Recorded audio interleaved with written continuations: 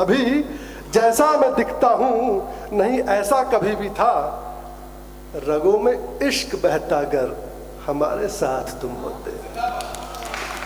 रगों में इश्क बहता अगर हमारे साथ तुम होते, और अधूरा इश्क पूरा हो गया होता, यकीन जानो अधूरा इश्क पूरा हो गया होता, यकीन जानो नहीं हर पल सुलगता अगर हमारे साथ तुम होते।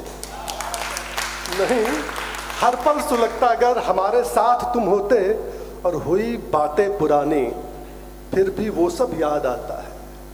हुई बातें पुरानी फिर भी वो सब याद आता है, समय को रोक रखता अगर हमारे साथ तुम होते। समय को रोक रखता अगर हमारे साथ तुम होते। और सर कहीं से पहले ही मैं अपनी आखिरी एक रचना सुनाता हूँ, और इसको हर जगह सुनाया है, हर बौद्धिक जगह पे जहाँ इसके कदरदान मिले हैं।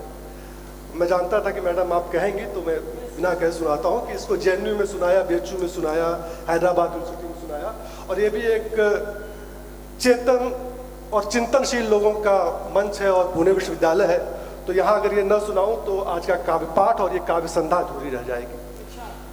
आजकल आए दिन बलात्कार की खबरें अखबारों में छपती रहती हैं, और उस पर एक पुरुष होने के नाते कहीं ना कहीं मैं अपने आप को बहुत गुनहगार मानता हूँ कि कैसे हम लोग झूठे तर्क और वो मर देते हैं उन प्यारी बच्चियों के ऊपर, और फिर भी वो उसकी गलती नहीं होती, फिर भी वो मांगती है गलतियाँ। तो उसी पे है, ध्यान से सुन लीजिएगा और आखिर में इस कविता को सम्मान दे दीजिएगा बस, कि वो माफी मांग तो रही थी, वो माफी मांग तो रही थी उस गलती के लिए जो उसके हिस्से की थी ही नहीं।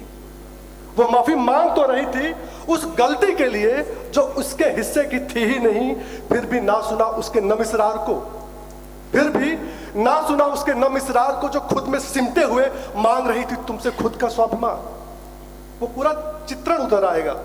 फिर भी ना सुना उसके नम इसरार को, जो खुद में सिमटे हुए मांग रही थी तुमसे खुद का स्वाभिमान। कभी अपनी हथेलियों से अपने सीने को छुपाते हुए, और कभी अपने घुटने में अपने पूरे बदन को धंसाते हुए। कभी अपनी हथेलियों से अपने सीने को छुपाते हुए, कभी अपने घुटने में अपने पूरे बदन को धंसाते हुए।